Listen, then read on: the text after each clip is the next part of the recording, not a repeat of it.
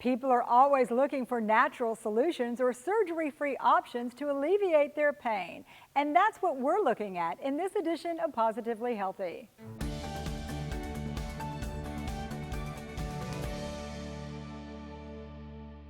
Pain issues are one of the most common reasons people visit their doctor. It's often orthopedic in nature, relating to joints, muscles, or tendons. Rest, ice, and activity avoidance are staples of treating orthopedic injuries. And then we go into things like injections. Cortisone injections typically work very well as some of the new biologic medications. Dr. Brian Hanipsiak is an orthopedic surgeon with Physicians Regional Healthcare System. He finds many patients are opting for regenerative techniques in the hope of avoiding surgery.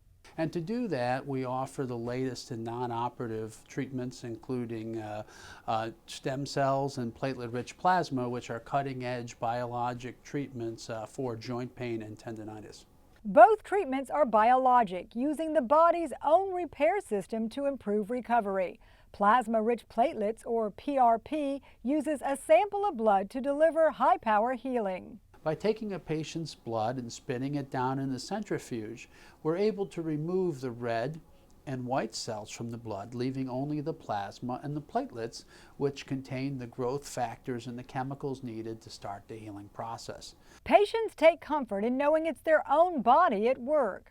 They watch the blood being drawn from them. It goes right into the centrifuge. We spin it for 5 minutes and we inject it right back in.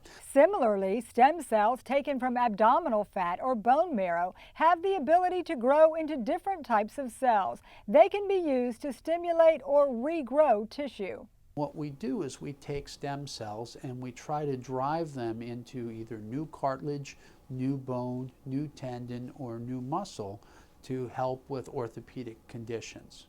These cutting-edge techniques don't require cutting, making them exciting alternatives for multiple conditions.